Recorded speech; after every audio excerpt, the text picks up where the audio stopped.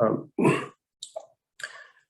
welcome everyone to the Waco MPO public informational meeting on Monday, April 11th at 12 p.m. And we will also meet at 5:30 p.m. this evening. Our public comment period will go on until what date? May 8th. Until May 8th. And so we can receive the comment. We'll have information about the comments toward the end of the presentation as well. So for today's meeting, we will first cover what an MPO is, and then we will go through the amendments that we would be making, also the draft tip and the MTP amendment and the public input schedule that we have for you. So to get started in this meeting, currently I'm joined with by Annette, and my name is Mukesh Kumar. And so to get us started, we'll begin with what is an MPO and what is its role. So the most important part about an MPO is that we are a federally mandated regional planning organization, and we provide local input into the long-term regional transportation decisions. Our responsibility is to facilitate a 3C planning process in which the MPO policy board sets the regional vision and the regional priorities, and then uses that to accordingly select regionally significant projects, which have some realistic funding strategies associated with them. So the most important part is that we do not produce a wishful list of transportation projects. They have to be fiscally constrained, and they have to be rooted in the reality.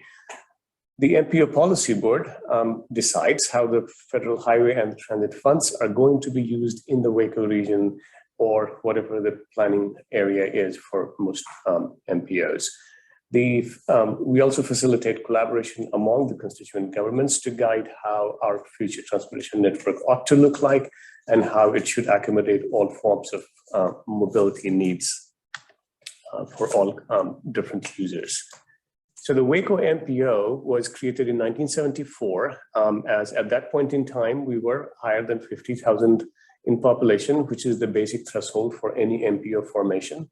Our Waco MPO is an entity that is formed by agreement among the TxDOT, Federal Highway Administration, City of Waco, and the MPO Policy Board.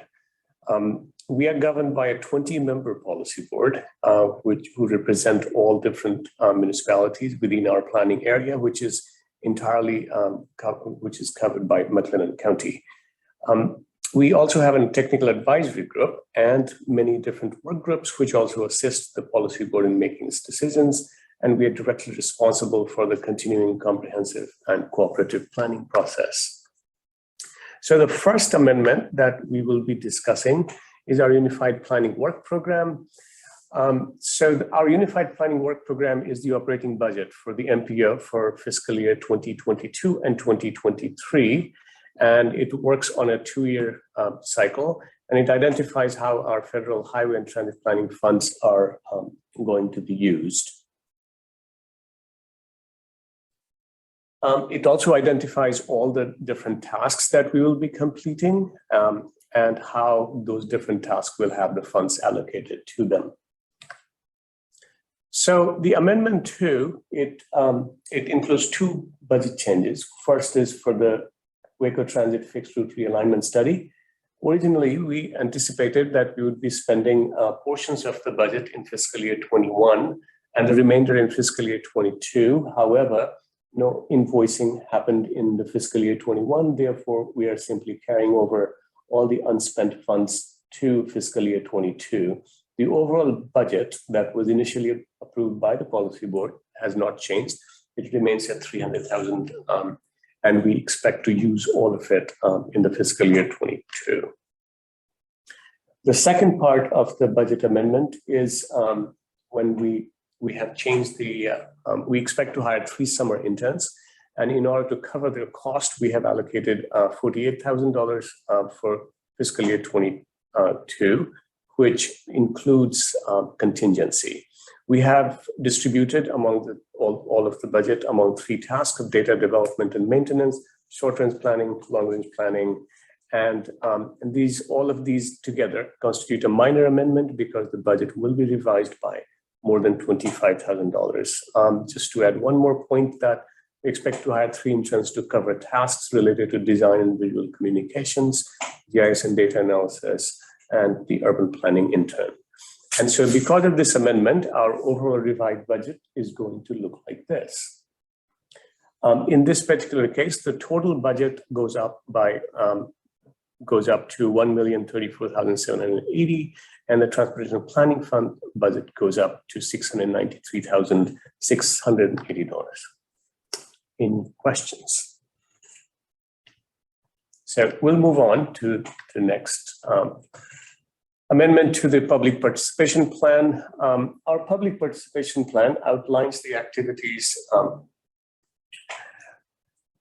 for soliciting public input into our process. It is the most important feedback loop that we use, in which how our current plans are influencing the system's operation and how it goes back into the regional visioning, and thereby begins the fresh round of continuous planning process.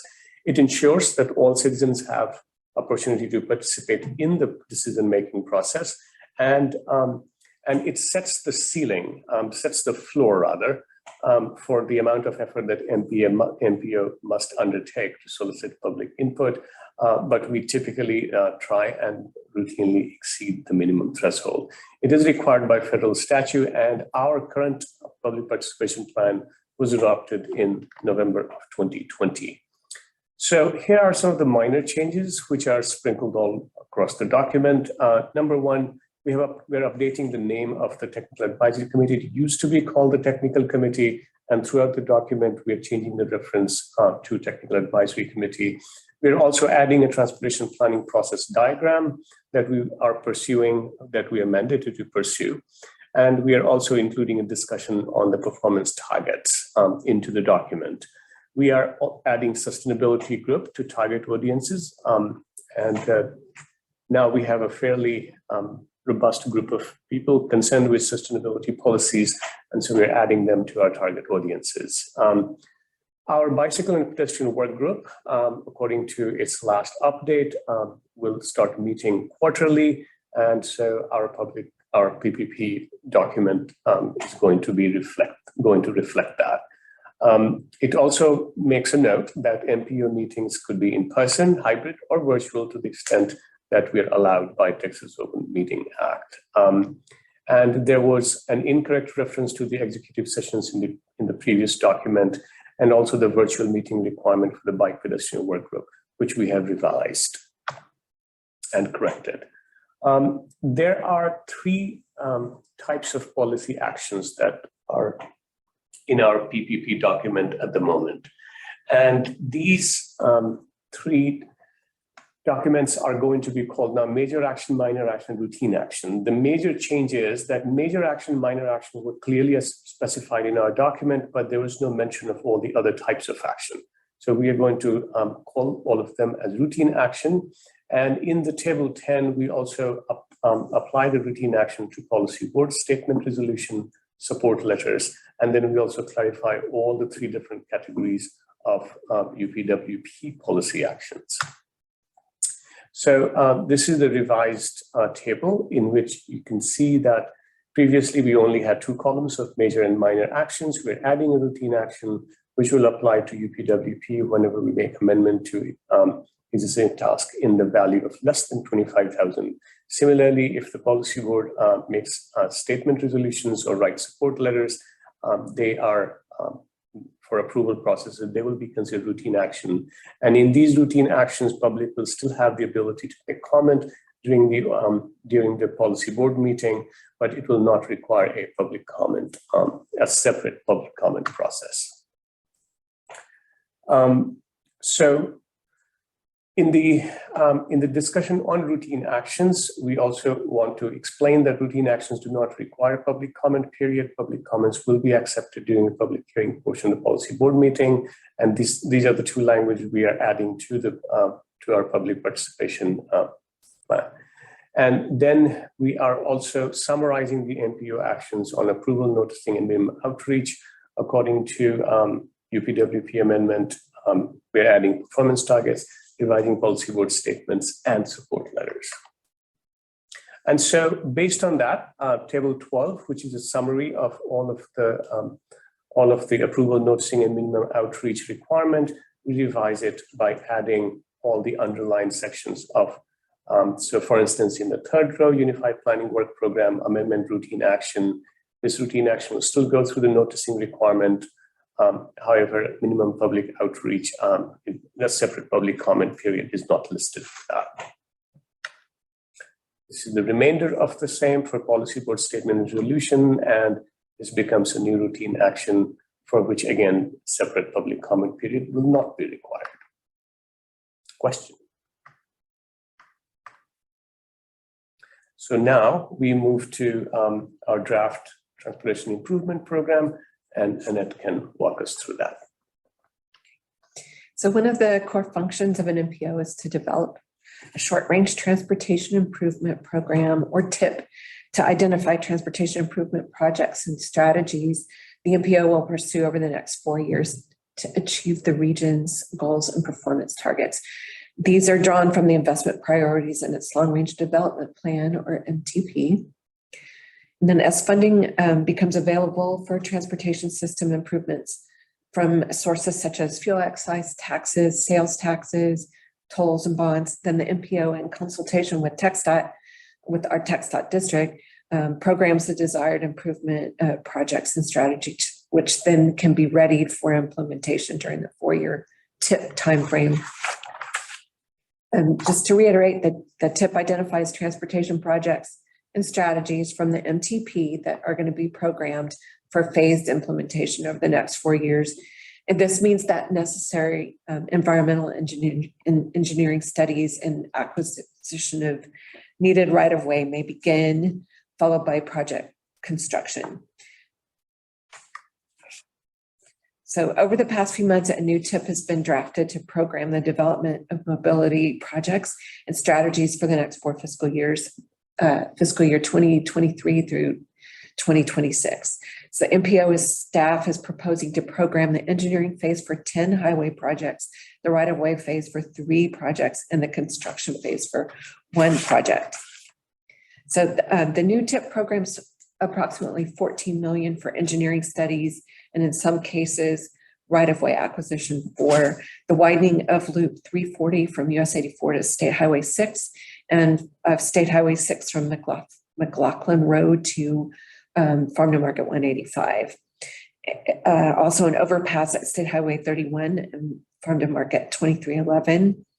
And the construction and widening of the State Highway 6 twin bridges over Lake Waco, including adding shoulders.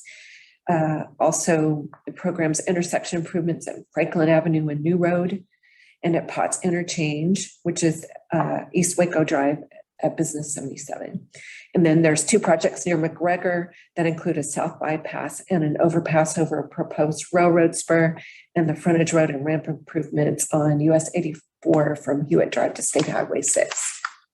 And then construction is programmed for 1 project during fiscal year 2026 for intersection improvements at Franklin Avenue and New Road for approximately $36.5 million. So the new TIP also includes programming for the maintenance and operations of the local transit system.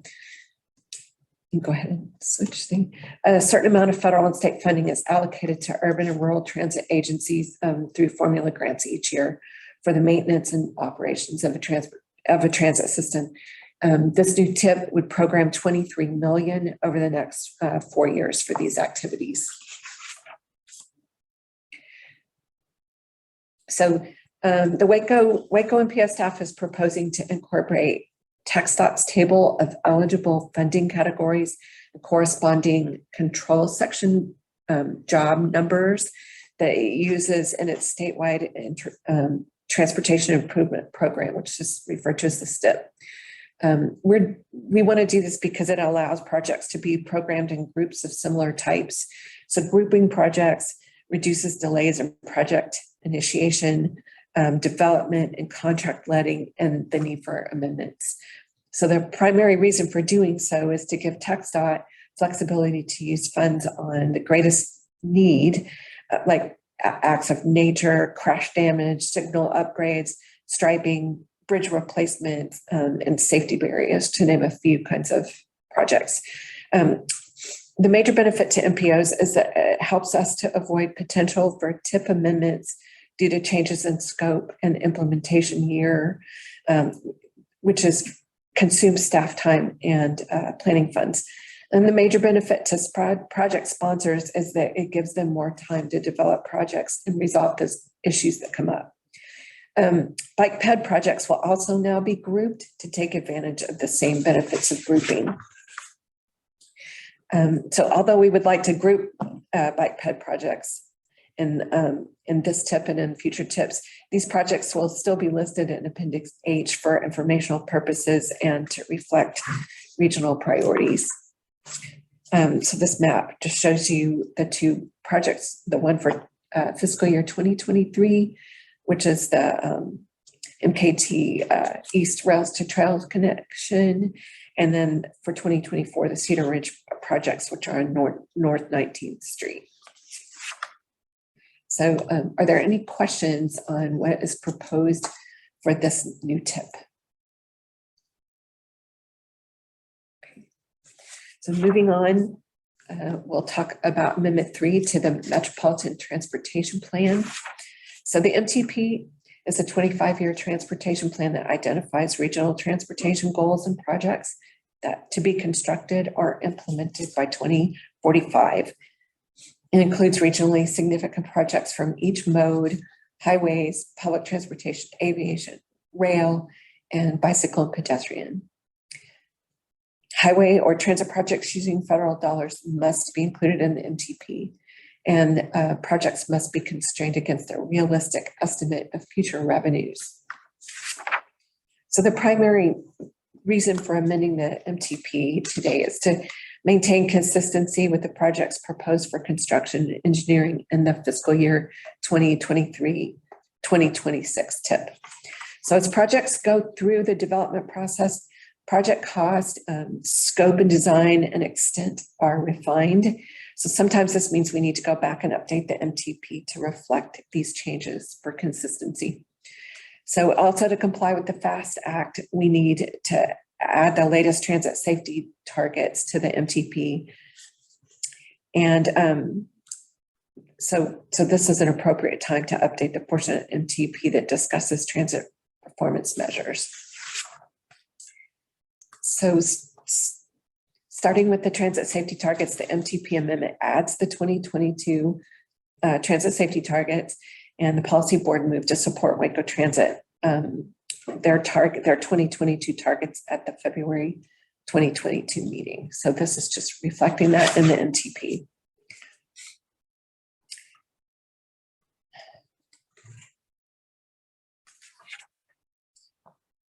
So as I mentioned, as projects go through the development process, the design and cost estimates are refined. So sometimes we need to go back and update the MTP to reflect those changes. So for the Franklin Avenue New Road project, revisions are needed to reflect modifications to the extent of the project, its scope of work, and construction costs. So in January 2021, two IH-35 breakout projects were removed from the fiscal year 2021 through 2024 tip due to statewide funding constraints. These projects only made sense if they could be sequenced with the construction of I-35 4B project. Those strategies couldn't move forward without funding, so they were removed from that tip. And this amendment removes those projects from the MTP as well. The amendment also revises the McGregor Loop project to reflect changes in design to address growth and changing needs in that community. And the project extent has been updated to provide a full loop connection to the south.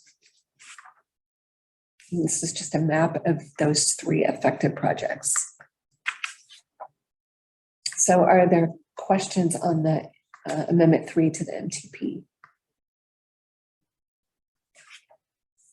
All right, if not, we'll just go quickly over the public input and adoption schedule for the amendments and for the draft tip. We're conducting the comment period now. It began on April 8th last week and will continue through May 8th. We'll conduct a virtual public information meeting now and another one at 5:30. The Technical Advisory Committee, the TAC, will come up with its recommendation on May 5th. They've been very involved in the drafting of this tip, and so they will review the whole draft again on May 5th, and then there'll be a public hearing on May 19th during the policy board meeting, and policy board will be considering adoption at that time. So for the PPP amendment, it's just a little bit different. The PPP amendments, we require that they are open for public comment for a little bit longer. So we're accepting public comments on the PPP, the public participation document amendment, through June 2nd. But everything else, the meetings are today and this evening, or right now and this evening. Then the TAC will review that on June 2nd, or possibly later, but we expect it to be June 2nd. And then there'll be a public hearing on this amendment on June 16th during the policy board, and the policy board will consider adoption at that time. All right, so ways to get involved. You can contact us through by phone at 254-750-5653. You can email us at mpo@wacotx.gov. And also you can, there are links on our website. The best way to do that is there's a listing right here, but you can just Google Waco MPO homepage. And there are comment cards that you can fill out right there online and submit to us. Comments are accepted in any language. So get involved. Thank you much. If there is no other question, we will conclude the virtual presentation on the changes to our documents on which we encourage everyone to make their comments in whatever form might be most convenient to them. So thank you.